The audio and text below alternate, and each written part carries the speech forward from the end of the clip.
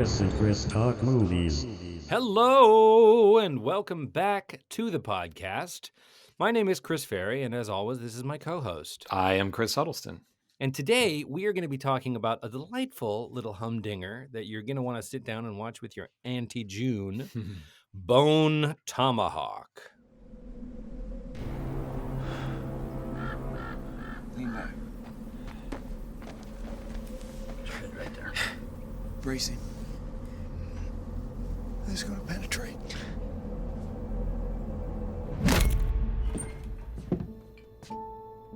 Good evening. Civilized towns, you look a man direct in the face when you talk to him. This isn't comfortable. It's not supposed to be. There's a situation. Serious. Mrs. O'Dwyer was abducted. She is my everything, and those savages have got her. God knows what they're doing to her, and every second that we delay. You know who did this? You don't have a name. How many of them do you think there are? It won't matter. You have no chance against any number of them. I'm coming with you. No, I need you here. And this is what a backup's for, to help an emergency, not stay back. I'm coming. We're making a 5-day journey in 3 days, riding along and sleeping the bare minimum. I don't know what's west of here. No cattle trail or anything else goes in that direction.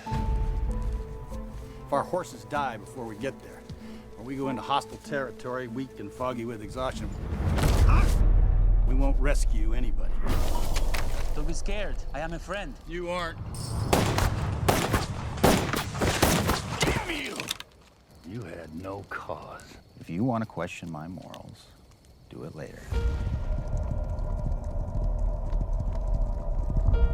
Bless us, O Lord, and these thy gifts, which we are about to receive. Ambush!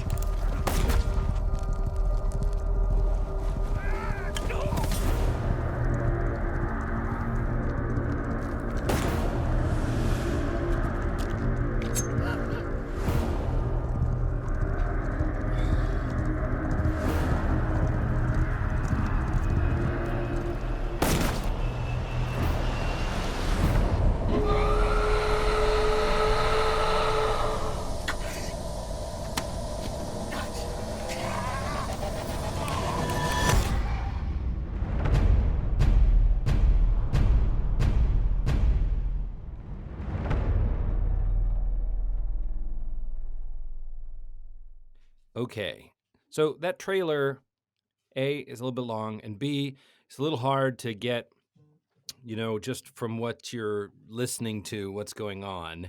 But it is what it is. Chris, do you have a synopsis for us? I do, and I wanted to give a spoiler warning right up front. If this is a movie that I feel like the less you know, the better going into this. All you really need to know is it's a Western with Kurt Russell. It's funny. It's also brutally violent. And so if that sounds like something that is up your alley and you have not seen it, go ahead and watch it before you listen to our show. But the movie is written and directed by S. Craig Zoller. It stars Kurt Russell, Patrick Wilson, Matthew Fox, and others. And the brief synopsis is: in the dying days of the Old West, an elderly sheriff and his posse set out to rescue their town's doctor from cannibalistic cave dwellers. And it's fun, alliterative. Cannibalistic cave dwellers. Cannibalistic cave dwellers. I like so, it. Yeah. I thought that I had seen this one before, and I honestly, now that I've watched it all the way through, there's enough in it that I didn't remember that maybe I just saw some of it, or maybe I never got all the way through. But you had definitely not seen it before. I had definitely not seen it. No. So we'll start with you. Okay. What did you think? So this was a bit of a surprise for me. I was aware of this movie. This came out in 2015. It had a lot of buzz at the time of its release. I remember it making a lot of top 10 lists that year and a lot of top 10 horror lists that year. Now you might say this is a Western, which it is very much a Western, but there's also a big horror element to this. I I had always wanted to see this movie, but I kind of resisted it some, I think, because I thought this was going to be a slow burn, very dour, grim kind of a movie, and it's not really. It's not fast paced. There isn't tons and tons of action in this, and a major parts of this are just dialogue, just these men talking. But it's funny. I mean, some of the funniest dialogue that I've heard in a while. You know, I watched this by myself, and I don't know about you, but I was laughing out loud at a lot of the lines in this. That might have just been you. Oh, okay. You didn't. Okay. Well, we'll talk about about it. But it's very. I think it's kind of Coen Brothers like dialogue. I really liked so it's basically what happens is it has Patrick Wilson is one of the characters, and his wife is a doctor. She is abducted by these basically cavemen who they refer to as troglodytes. She's abducted, and then Kurt Russell, Matthew Fox, Richard Jenkins, Patrick Wilson create their own posse to go and hunt these people down and get back Patrick Wilson's wife. And so basically most of the movie is them traveling the several miles to encounter these people. And then there's a big showdown at the end. But I really, really liked it. It was, like I say, it was not exactly what I thought it was going to be. It's dark. I mean, there are some scenes in this that are as disturbing as anything I've seen in a long time. Yeah. So definitely this is not one for the squeamish. And kind of like you said, you know, you don't want to watch this with your auntie or, you know, your grandparents or whatever. I think a lot of traditional Western fans maybe would be turned off by this because it is so graphic. But I really loved it. I thought this was an extremely well written and directed movie. So I agree. What did you think? Yeah, I agree. I want to talk a little bit about the violence. We'll just get right to it because I think it stands up as a Western, hands down. Sure. Unquestionably. People say, "Oh, I thought it was a Western." It is. It is absolutely a Western, and I think as Westerns go, it's a good Western. But it is also definitely a horror movie, and the graphic. I mean, it's dismemberment, really. It's cannibalism, and it's unflinching. I mean, the camera does not look away. No, it is. I made sounds out loud during the scene. I'm sure you know. I'm a big horror. I'm a big horror. Like, oh God! Oh my God! You know, I was really like, oh gee, oh, you know, it was like, oof. I'm a big horror fan, and there were a couple of times where I was borderline like, oh, maybe I'm gonna have to turn my head. You know, it was pretty brutal. But I will say, you're like, well, maybe these guys are just wimps, and it's a Western, and they can't take it. No, if you listen to the sound design throughout the film, it's very much in the realm of horror. No Silverado sweeping John Ford soundtrack. No, you know, trumpet driven, you know, background music as they gallop across the plains. No, they limp. The one guy's got a wound on his leg, and they end up losing the horses part of the way for reasons, and then they have to walk it. So it's plodding and grinding, and the whole time throughout the movie, it's not that there's just the instance of violence. The hook at the beginning, the opening scene, is two robbers who have basically come upon a band of people, cowboys sleeping, and I took it as sort of murdered them in their sleep. You know, snuck up on them and killed them to take their stuff and steal their boots, and that's a rough scene too. Like, the camera just watches this, you know, these two guys murder these people, or the tail end of it, and that sort of sets a tone for the whole film. You know, so when people say, "Oh, I've killed a bunch of Indians," or Yeah, he got killed. You have in your mind what one person killing another person with a knife or shooting them point blank looks like, including their agonizing death. Um, and so I think it is a Western first, but you can't parenthesize horror too much because of where it's going as a film. And where it's going as a film is into these cave dwellers' cave. So the two guys in the beginning somehow they're in the country of these cannibal. I guess they're native originally. They're sort of monstrous too because they have these sort of bone whistles embedded in their neck, and that was a technicality I wanted to talk to you about. Like, how in the heck, they weren't born with it. Yeah. How in the heck did they get those things? So they don't talk. They make this sort of whistling, monstrous cry. They do a big inhale and then they sort of roar, and it's this sort of almost out of Star Wars. It's this sort of screaming whistle that everyone, has a, spine shiver down your spine response to. And we know this because one of the guys kills one of them and cuts it out of his throat and uses it, goes around blowing it to sort of trick them into thinking that, they're sort of quote unquote talking to each other across the hills. Yeah. So there's a few, if you pick at it too hard, it kind of, you say, okay, well, you're thinking about it too hard. There's these monstrous guys that live up in the hills, right? They're not supernatural. They're just utterly without empathy or remorse, and they're cannibals. And so one of the two guys that we see murder the others in the beginning,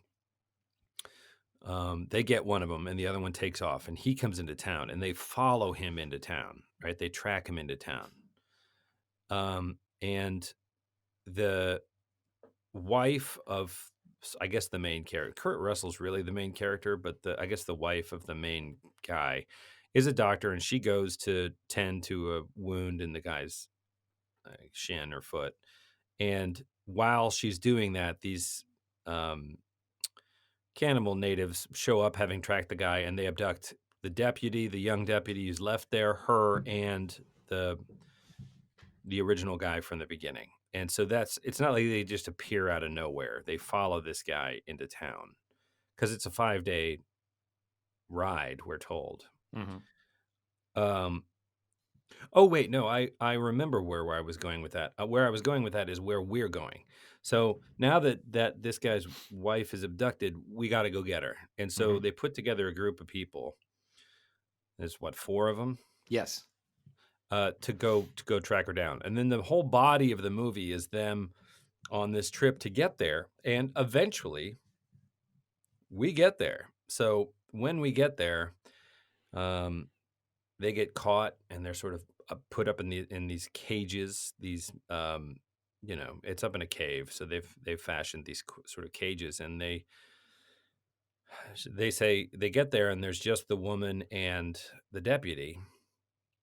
And they're in cages on the other side of the room, and they go, what happened to, the first guy? And she goes, they ate him. And then, so eventually they come in and they drag the deputy out and they scalp him, right? The first thing to do is scalp him.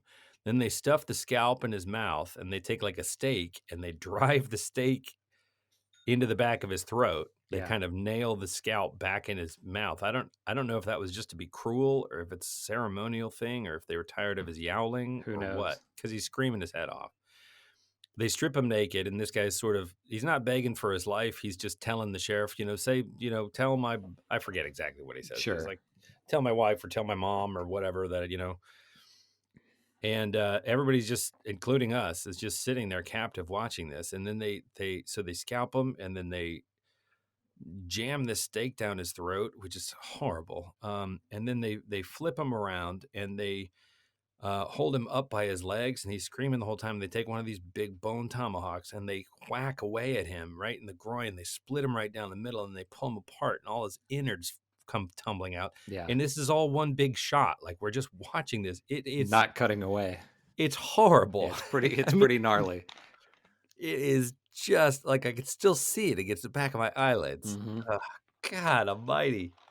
And then, so if we had any illusions of like, oh well, they're gonna ride in there and they're gonna pull off some neat trick shots, and they're no. Now you see like what they've been heading towards this whole movie. So it is clearly a horror. You don't go into a movie not into that. You don't say maybe we should show this. You go into it with planning to show that, and Right. so it's definitely a horror movie. And they thought, what if we made it a Western too? Mhm.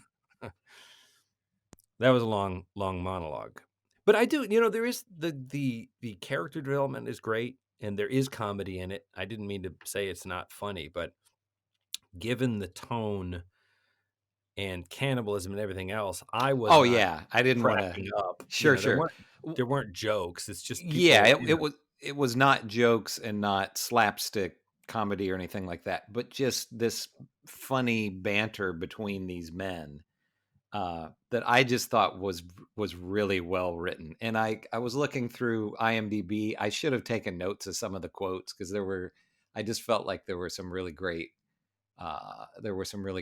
lines, and they don't really have any of them on the IMDb page. But Yeah. you have so it's Kurt Russell is the sheriff, and he's this.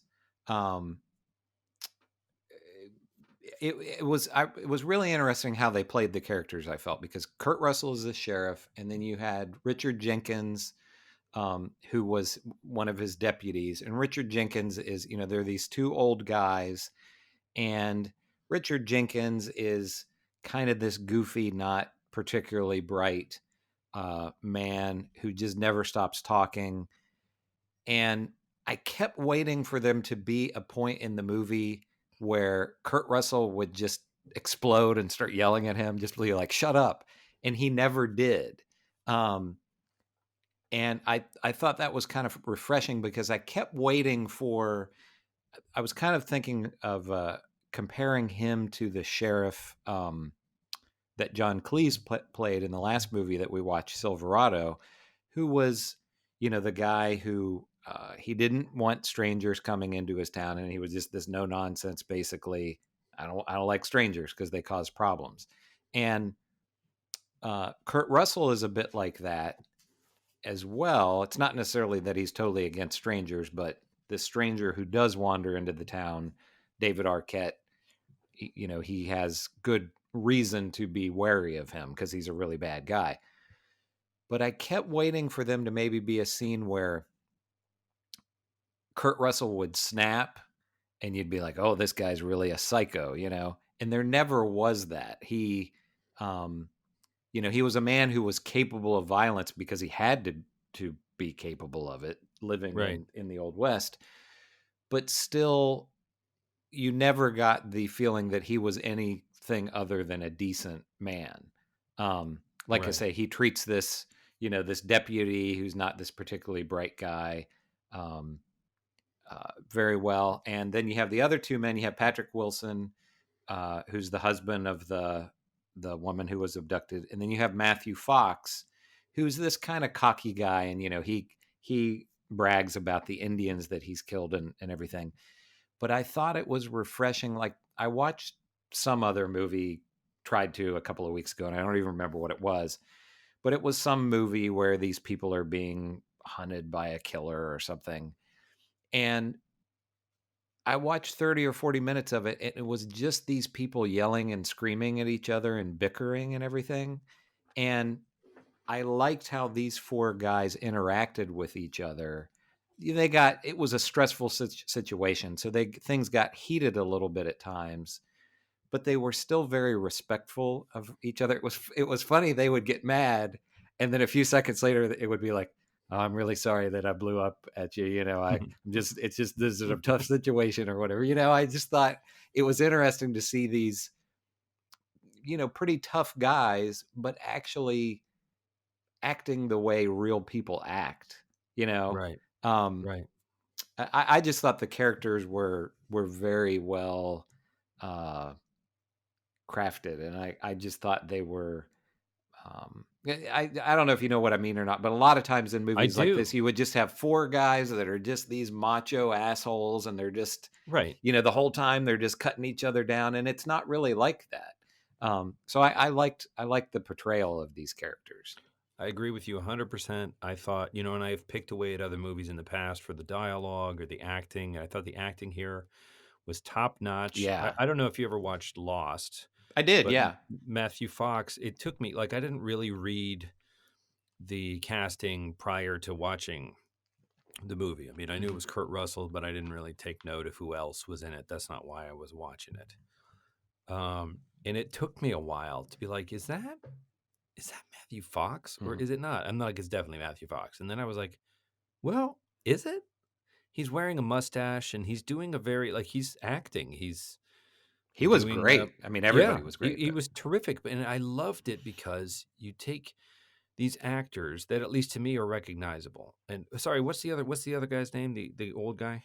His name's Richard Jenkins. Richard Jenkins is in. I first time I became aware of Richard Jenkins as an actor was watching 6 Feet Under on HBO decades ago, and he plays the father who's deceased but continues to appear as a ghost. But he's been in everything. I mean, he was in Cabin in the Woods. He was in Silverado. He was the.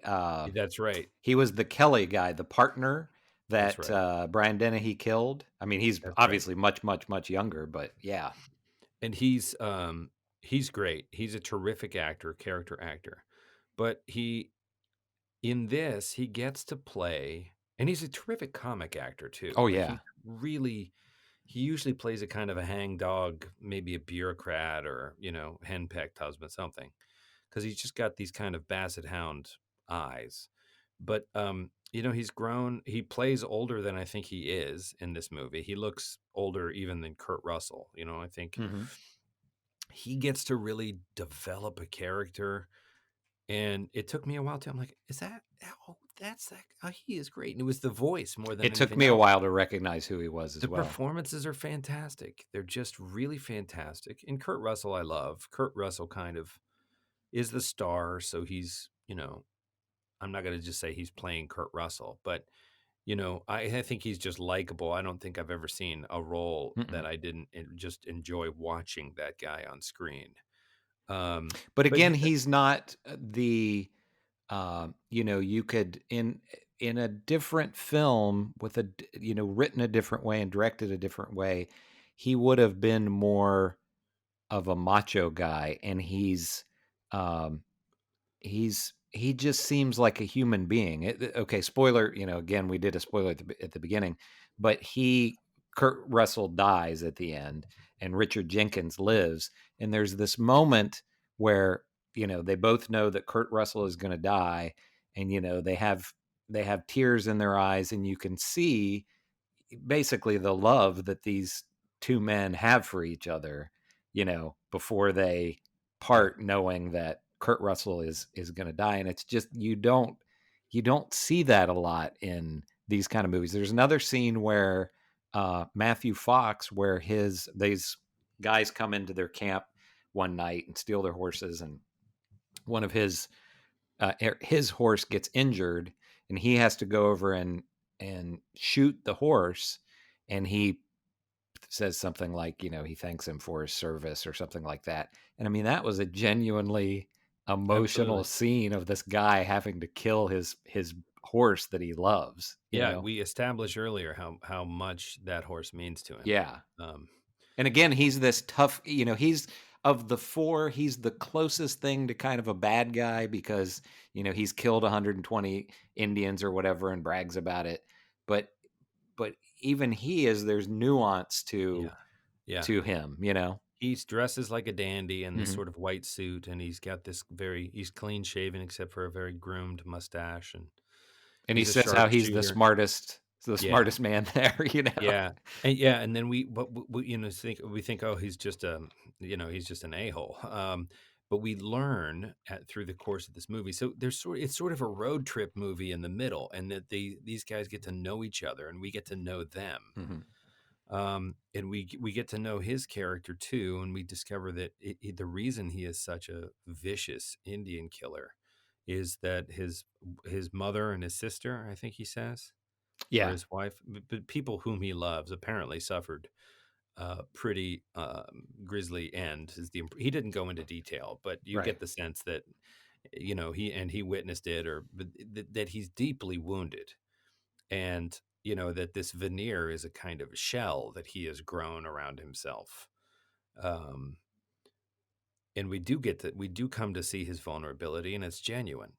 I mean, there's a lot in this movie to respect and enjoy, and I think it's not a shame to say that it's so violent, because it is the animal that it is by design, and it's very effective at that. But I found the violence so shocking, like it was just so upsetting, that I think some of that other stuff, which would have made an entertaining enough movie on its own. Like, I would have watched a Western without all that violence in it if it had this kind of depth. Oh yeah. Like, I just thought it was terrific. And I think, it was, if it didn't, like, I could never sit down, and my dad would not be interested in watching this movie. That's what I thought about as well. But Three-fourths. Without the violence, he would Yeah. have. He would have enjoyed the film, but he would not have enjoyed. Yeah, 3/4 or so of this movie be like, "Oh, my dad would love this," and then another 25% of it, he'd just be like, "That's one of the most disgusting things I've ever seen." Why would you? He'd say, "Why would you show that? Right. Why would you? And the answer to that is, at a certain level, the answer to that is because the filmmakers wanted to. Like you said, I want to make a movie where we watch a guy get cut in half and pulled apart before thankfully, we don't see them eat him. Although one guy does kind of walk in with like a leg or an arm or something, and taking a bite of it, but it's not featured the way that the killing is. And but again, I don't want to be too negative about it, because if you're somebody who really loves Westerns and all the good stuff we've been talking about in terms of just a good movie with dialogue and relationships, and you're somebody who likes this genre of horror where it's like, I guess it's body horror. What would you call this when it's this splatter? It's not a slasher movie. It's Yeah, I mean, it's just very gory. But if you're into that, and certainly there's a large audience of people who are, and you're into Westerns, then man, this is your movie. Oh yeah. It's just, I think, I would say that's a fairly narrow audience, but I mean, I really enjoyed it, and I'm not into the gory stuff. I don't derive any pleasure from it. I don't go, cool. I go, oh God, I'm gonna have to work on forgetting I saw that. And this isn't like, I'm a big horror fan, but I've never been a lot into the gore stuff. And this is not fun gore, because it's very like something like The Thing, right? It's not, there's no camp to it at all. It's very realistic, and yeah, so it, it's pretty stomach churning. Again, like I say, it's not something like an 80s, The Thing or something like that, where it's this obviously, very well done, but obviously fantastical gore scenes that it's like, oh, that's cool, but well, that was a thrill ride of a movie. It was Right. a great horror movie. And it was also disturbing. But yeah, it was a different animal. It was a nightmare put to the screen without forgetting that the movie needs to be entertaining on top of all this, right? It was about selling tickets and giving you a thrill ride you were never going to forget, and making you have nightmares about it, but also walking out of there being like, that was a great movie, And I feel like this one, it's not really fair for me to critique it, because I don't understand the thrill of that. It's got to be catharsis at its root, right? But like, for example, in the beginning, we see that the sheriff is a hard man, and through some people's eyes, like the wife, who's a nurse, he is a brutal man, right? He finds this stranger in town who's acting suspiciously, and he asks him a series of reasonable questions, right? He doesn't like pull his gun on him. He just walks in and says, "I'm the sheriff, What's your name? What are you doing here? The guy is clearly lying to him, Mm-hmm. right? He is extremely shady and upset and lying to the sheriff. And it sort of escalates. And the sheriff is not a man to mince words. He's like, it seems like you're lying to me. Mm-hmm. And it ends up with him shooting the guy in the foot or the shin or something. I don't remember. Which seems extreme at the time. Like he seems like he skips a few steps, and then he goes and gets the nurse to because the doctor of the town is out blind drunk or whatever, and then he gets the nurse to come patch him up, and she admonishes him, and he's kind of like, look, we all know how it's going to unfold by that point, so why waste time or Yeah. something to that effect. It's just basically get right to it. So we just go, ooh, this sheriff, he doesn't mess around, he's brutal. And then we put him in a situation where I feel like the filmmakers are like, you want to see brutal? I'll show you brutal. And that's the only sort of thesis I can venture for, because you could have shot the scene when they go, I'm not trying to make it a different movie than it was, but you could have shot that scene where we don't see it. We could have seen more of the people watching Mm-hmm. it happen than it happened itself. The intention of the filmmaker by showing it was to put the audience in Kurt Russell and the other people's shoes as they witnessed the horror of this event. And it's hard to watch. Mm-hmm. Hard to watch. I don't know if there was. I mean, I didn't really do any kind of research or read any interviews with the director, and he was the writer as well, about what kind of point he was trying to make. If you take the cannibals out of it, the very opening scene, and you touched on it, but literally the very first thing that we see on film is David Arquette cutting this guy's throat. And like you said, it appeared that they probably ambushed them in their sleep. And that felt to me a lot like Unforgiven, where Unforgiven, was showing you, okay, it wasn't what we've seen in the movies where, they have the shootout at high noon. It was a lot of criminals were cowardly people who were going to shoot you in the back or cut your throat while you were sleeping. And I think also showing, and this showed as well, the scene that you were talking about where Kurt Russell shoots him in the leg, that it was a dangerous existence. And they obviously, appeared to have this nice little town, these nice homes that they lived in. And I'm sure it was a situation where there were a lot of dangerous people out there, and you had to be kind of hard. You know what I mean? It was kind of like a dog eat dog existence. Particularly if you got to kill them before they kill you for the safety of the town. Right. Exactly. You couldn't afford a bunch of like benefit of the doubt baloney. Yeah. And I get it, but I would also just say, so Unforgiven was a rough movie that definitely does not glorify violence. But without the extreme gore of this. Yes. And it's there in the sound design. So in the beginning, he's cutting a guy's throat. And in some movies, that would be a relatively quick draw of the knife across the underside of a guy's jaw, right? And the guy might even go or whatever. And you'd think, damn. But this was like, and you're just like, oh my God, yeah. Will you hurry up and cut it? Are you cutting his head off? What are you doing? It's like, it's really, really, this doesn't glorify violence in a way like Rambo does, right? Where there's an exploding arrow and a guy just explodes, But it enjoy isn't quite the right. It lingers on it. Yeah. You know what I mean? It kind of lavishes in it Sure. in a way that can't be designed for the viewer. To me, it's designed to make the viewer squirm. Yeah. Because unless you're the kind of person that enjoys that, which is upsetting. So in a way, it sort of does glorify it sort of relishes violence. I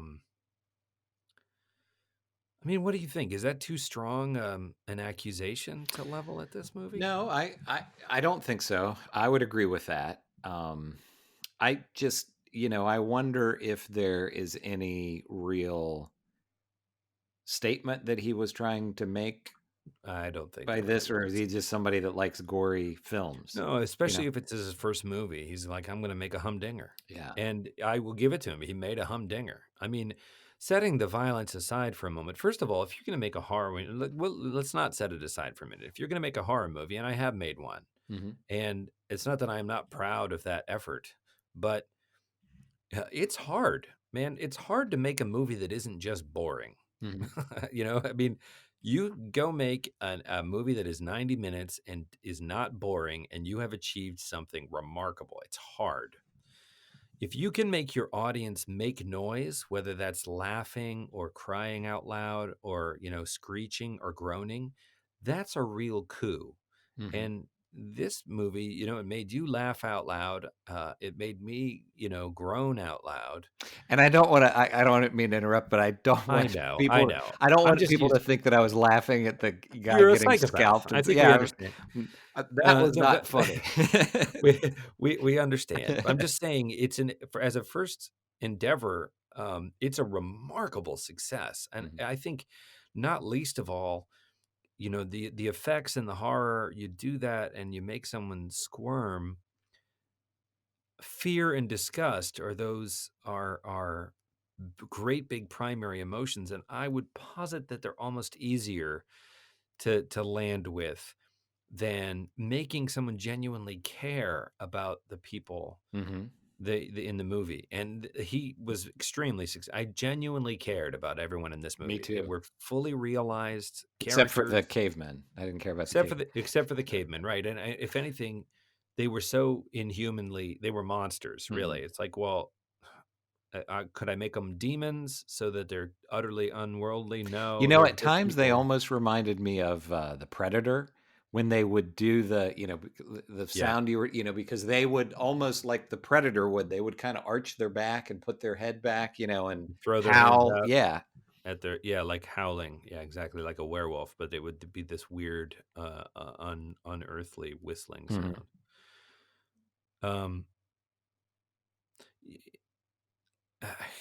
I mean, I wish that I could make a movie that I thought that was this effective and entertaining. I thought it was really amazing.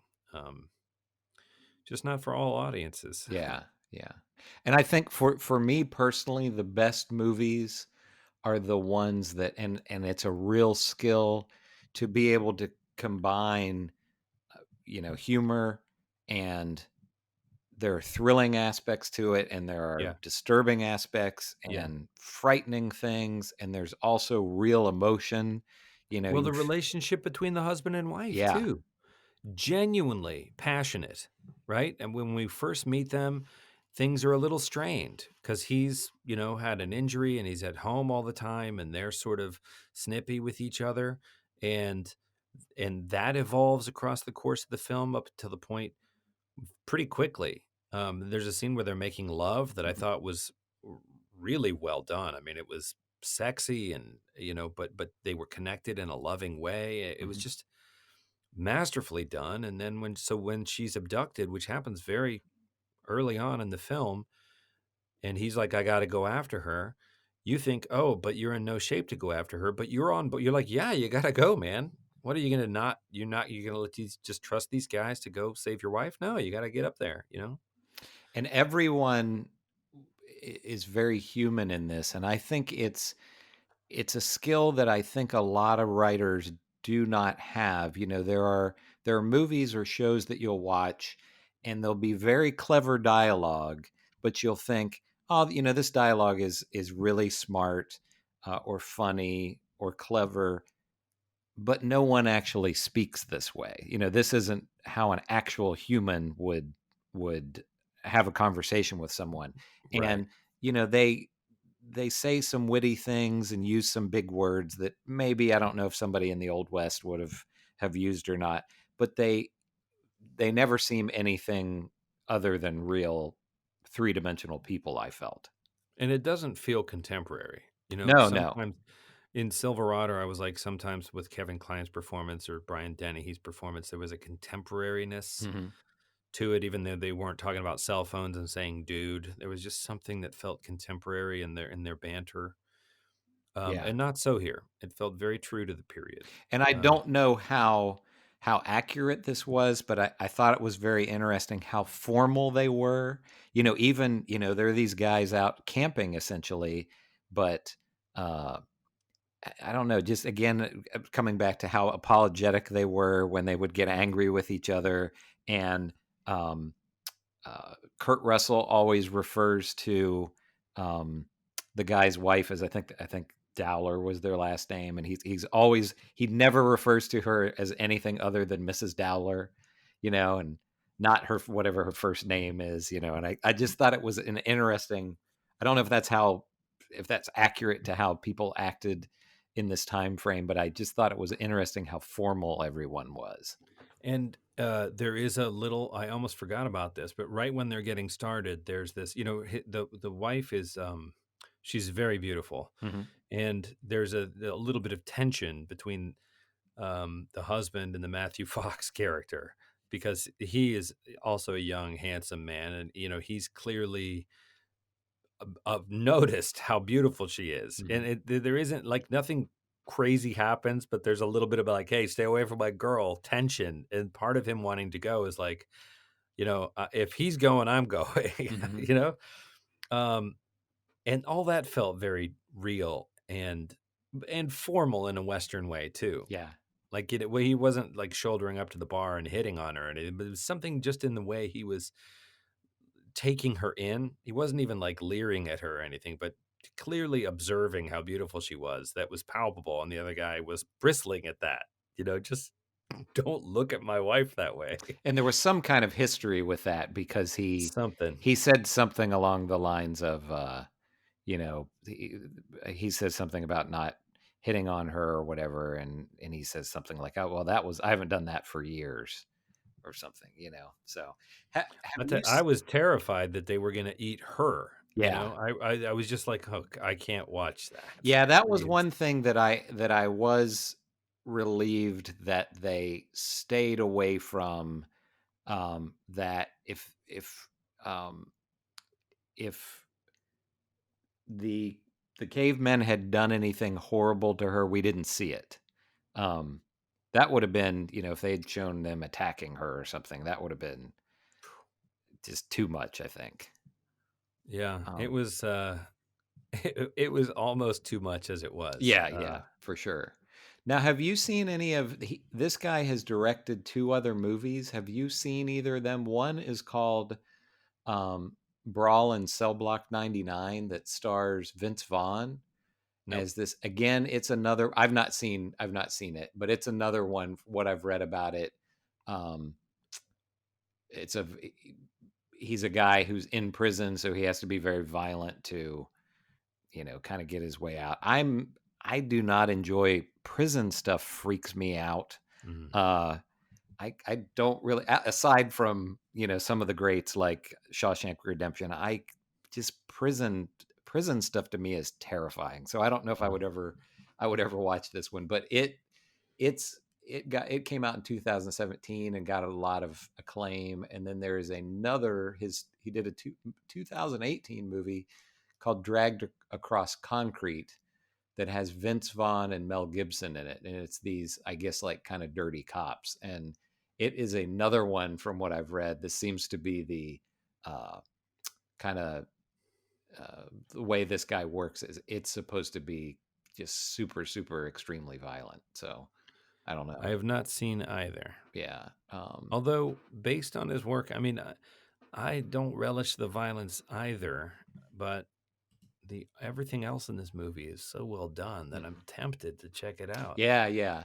And I know I said last week that I'm not much of I'm not the world's biggest Western fan, but I would love to see this guy do another Western. Yeah. I am. I love a Western. I mean, there's a good movie's a good movie and a bad movie's a bad movie, but there's just something about the period that I think is so much fun. Yeah. And I, there's not a lot of them.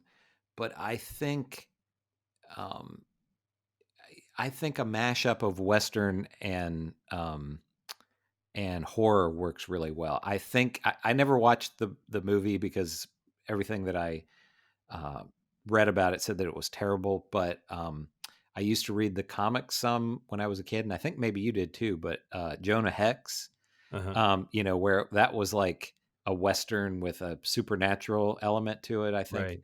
Right. And it's a shame that didn't do kind of justice to the comic from what I understand, because I think that's a cool genre, a mashup of Western and horror, or Western with supernatural stuff in it. Sure. I think it goes in the together right well. hands. Yeah, in the right hands.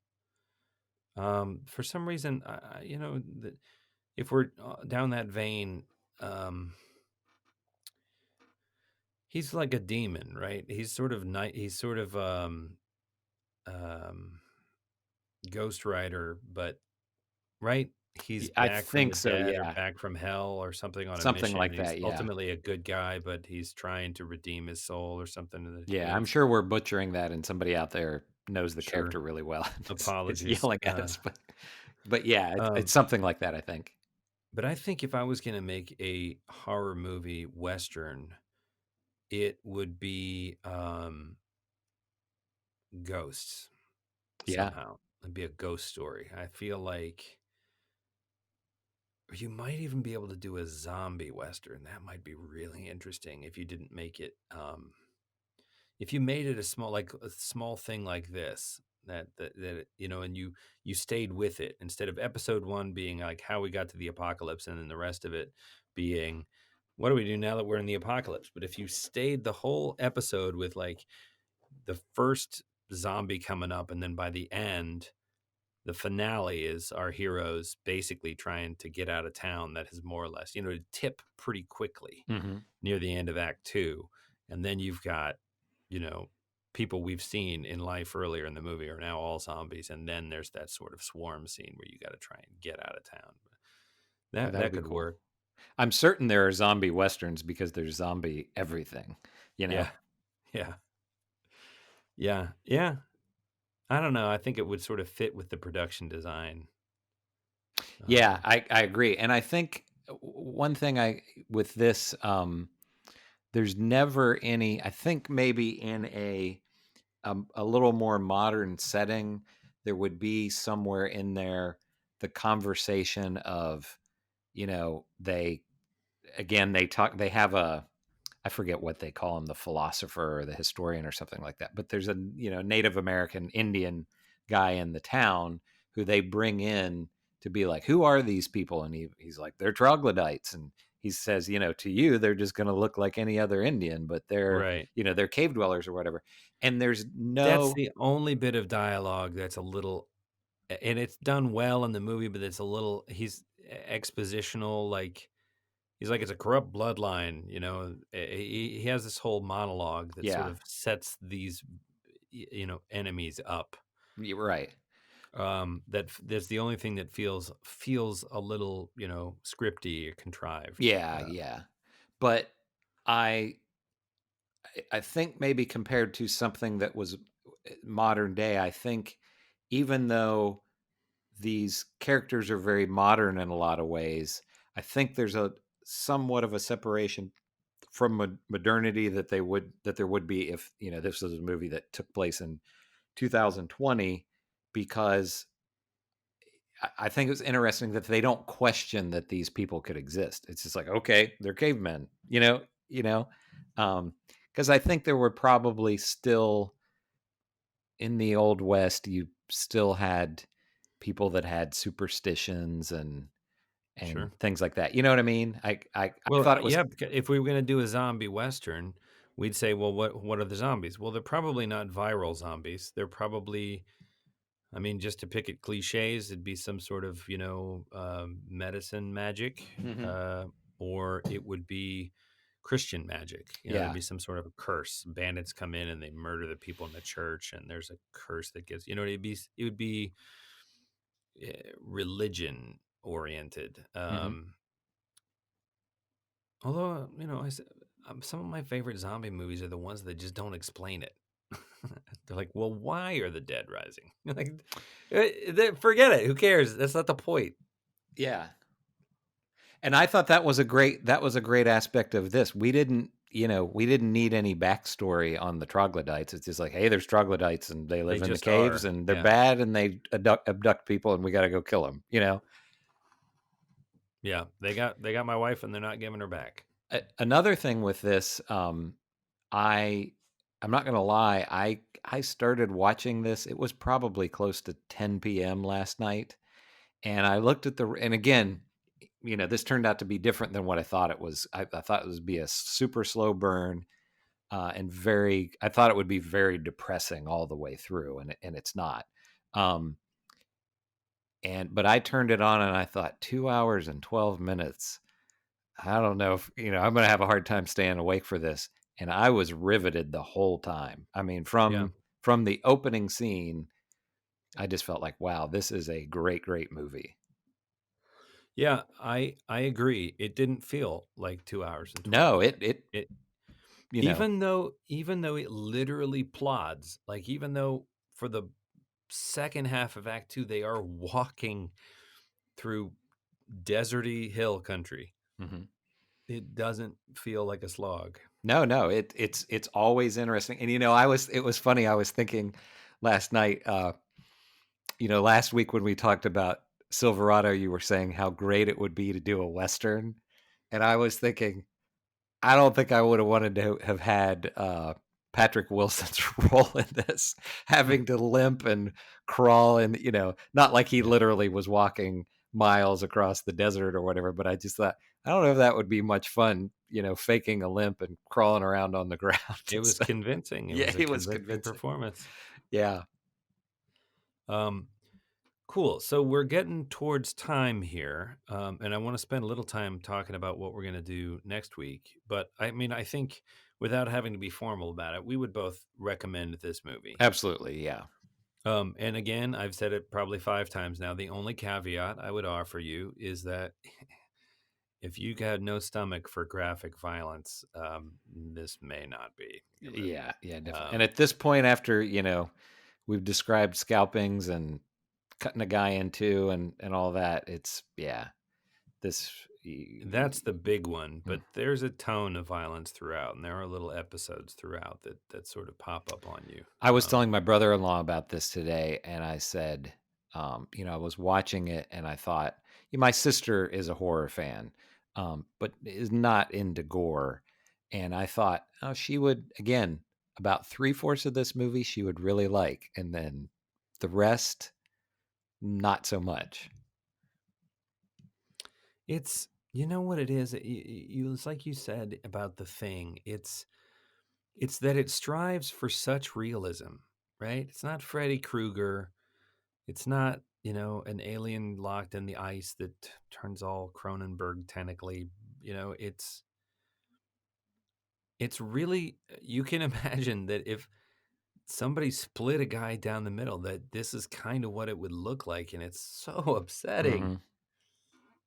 Especially when you get to, you see you in the course of that scene, you see the guy as a person earnestly trying to get his friend to convey, tell my mom that I loved her, right? Yeah. Because he's aware they're going to kill him and he's witnessed them doing it to somebody else. And then we watch him go through the process of them killing him, which doesn't take a long time, but it's not like a shot to the back of the head. They butcher him alive, and it's just, wow, so upsetting. Did you feel watching this? There were times in this where I thought, oh, this is just going to be one of these downer ending movies where they just all die. Did you think they were going to make it out, or did you? I was never sure, and I think that is a success of the film because they kept getting hit in the head and dragged around, and I thought these guys aren't going to live. Well, and Kurt Russell doesn't make it. No, he doesn't. Right? I mean, so he's the sort of proxy for, oh God, nobody's going to make it out alive. But the husband and wife make it out, and the old man make it out. Mm-hmm. and Kurt Russell sort of stays behind to kill off the last few guys, and we don't get perfect confirmation that he does, except it ends with these sort of 3 gunshots. Yeah. And clearly the old man takes that as he got him, right? He's like, there's no way I can get back to town. He's been shot, and the big one was sort of working on him for a while. And he's been shot and cut open, and he's in bad shape. And it's just, he's not going to make up. They don't have horses, It's a 5-day ride. So even longer than that to walk. There's just no way. And he says, I'm going to stay here and make sure, because the other ones will track us back. If it will track you back if I don't take care of them. So the implication is that he stays behind to kill the remaining 3 troglodytes, and does. But I guess we leave a hanging thread there. So it's a bit of both. It's a bit of the happy ending. The two people you care the most about probably are the husband and wife get out. And nobody else. But I did worry. I was like, oh man. Was never like, oh God, this is one of those movies. It was, oh God, I hope this isn't one of those. Yeah, movies. I was unsure. I was glad when it wasn't. Yeah. So that's the success of the film, because I cared.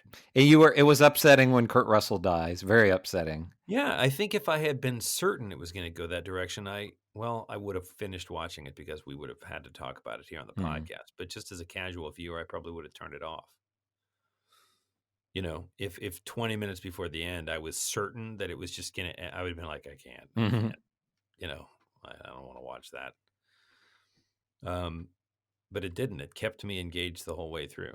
So if you can stomach the violence that I think we've painted pretty clearly, I think you're going to. Some people may have to look through their fingers, at some scenes or something, but because it's rough for sure. It makes me think of it's a very different movie, but it makes me think of the movie Hostiles with Christian Bale in it, because it nails the period so well, and it nails relationships. There's one scene in which Christian Bale is talking to a friend of his who is dying, and they're alone in a hospital room. The guy's in a hospital bed, and Christian Bale is basically telling the guy that he loves him, that it's been this honor and privilege to ride with him as a compatriot. And you can see, Christian Bale's a good actor. You can see how much it means to both of them. And you can also see that in this time period, men did not cry. So both of them are fighting with all of their wills to just, they're staring at each other with this incredible intensity, both of them willing themselves not to weep uncontrollably. They're in an empty room. There are no witnesses. One of them is going to die soon, right? What would it, but it's such a great depiction of the time of, like, it's womanly or whatever, men do not cry. And I am not going to do my dear friend here, who I love, who is dying, the dishonor of crying in his presence. It's just crazy. Yeah. It's a great scene. And it's it's about a guy who is an Indian hater and is charged with sort of conveying this prominent Native American chief from here to there, and across the course of the thing, he comes to have not a change of heart, makes it sound trite, but he comes to an understanding and a respect for the guy, and a deeper awareness of himself. And it's not a perfect movie, and I haven't seen it in a while. I haven't seen it in a few years, but if you're sort of re-interested in Westerns, I think there's some violence in that I think is done really well, but it's not, it's like shootouts and stuff. But they're done very well. They don't feel choreographed. It's not like, oh, there's a guy on the roof, bang, oh, he fell into the water bucket. It's the guns come out, and then the shooting starts unpredictably, and it's kind of chaos. And of course it's choreographed, because it's a film. You've got to choreograph it so you know where to shoot what you're shooting, camera wise. But the feeling of it is extremely kinetic, and you think, man, the guys that survive a lot of gunfights, luck is just a huge factor of it. Sure. It's not like you're Clint Eastwood and you're just Deadeye Jones and you're, it's you just happen not to get shot randomly by any number of the many people shooting each other. Right. Which I think is pretty rare in Westerns. There's the glamorous, showdown type stuff. Sure. But this idea that when things went south and people started pulling their triggers, there was no strategy, Oh yeah.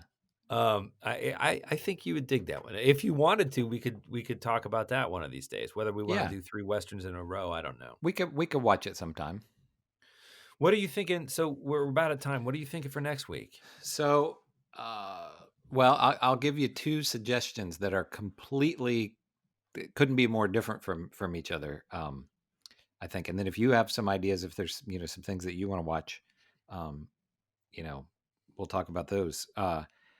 There is a 2020 movie so basically these are 2 movies that I'm probably going to watch whether we watch them for the show or not. Yeah. One is, we talked about Cronenberg again a little bit in this episode. His son is a director, and I've not seen any of his movies, but he has a 2020 movie called Possessor, which is a science fiction film. I don't know what it's about from watching the trailer, but it looks really interesting. So that's one that, if you would want to watch the trailer, check it out, see if you think it's something you might want to watch. And then the other one, I don't know if you've ever seen this before, and this randomly popped into my head, and I looked it up on Prime, and it's on there. A movie from 1981 called Kill and Kill Again. It's a martial arts movie, and it was one that I watched when I was like 8 years old, and I thought was super cool at the time, and I'm sure it's horrible, but it's been remastered at some point, because the trailer, like the quality of the of the picture looks fantastic. What's it called? It's again? called Kill and Kill Again. It's a martial arts movie. I think most of the people in it are American though, or European or something. It's not it's like a modern day 1980s martial arts movie, but it's either going to be one of those ones where it will be so bad it's good, or it's just really bad. It's so bad it's bad. So bad it's bad, yeah. But man, I could go either way, because I just Googled them up here, and Okay. Kill and Kill Again looks like it might be so bad it's good. This is one that I watched on that was on HBO. When I was a kid, and I watched it a bunch of times, and it also got me thinking. I don't know if you'll remember this, and I may have brought this up on another episode of the podcast. I don't know, but there was a time when we were kids. I was at your house, and do you remember when there was a period there for a year or two where ninjas were like this huge thing? Sure. All kids were into ninjas. Yep. And there was a movie called it was like, I'm sure they took the title because it was around the time of Return of the Jedi, but this was either called Return of the Ninja or Revenge of the Ninja, and it's an American guy who's a ninja. And I remember we were going to watch it, and we must have talked about it or something, and your mom caught wind of it, and I don't know if she had seen some of the movie or what, but she was just like, that's a horrible movie to watch or whatever, and we kind of snuck and watched it without her knowing. I don't remember. But that. She was upset. I don't know if she ever found out that we watched it or not, but she was just like, that's not something that people should watch because it's a really disgusting movie. But we snuck and watched it on HBO or Cinemax or something like that. I don't remember that. It's Yeah, so funny. That's very clear in my mind for some reason. But I think those are 2 really good candidates, and I can't decide, so I'm going to let you pick. What are we watching for next week? Kill and Kill Again or Possessor? Let's go with Possessor. Okay. Because I think it's actually going to be good, and then maybe the next time we can watch that. It says it's got a 93% on Rotten Tomatoes. Yeah, that's yeah. pretty good sign. I don't know what Sean Bean is in it. That's a pretty good sign. It's. I don't know what Cronenberg's son's movies are like. I know they're weird, but I haven't seen any of them. So and you could watch the trailer and maybe if you don't want to watch it, we could watch the other one. But it looks intriguing from the trailer. Awesome. It's supposed to be So sci-fi. I don't know if it's sci-fi horror it or says what. horror, sci-fi, but Okay. I think that it's within our wheelhouse. And Sure. it's not an old movie from our youth. It's a new movie that neither of us have seen Exactly. yet. Yeah. So for next week, we're going to watch Possessor by Mr. Cronenberg Jr. And if you have feedback, thoughts, requests, it's chrisandchristalkmovies@gmail.com. Thank you, everyone, for listening, and we will talk to you next week.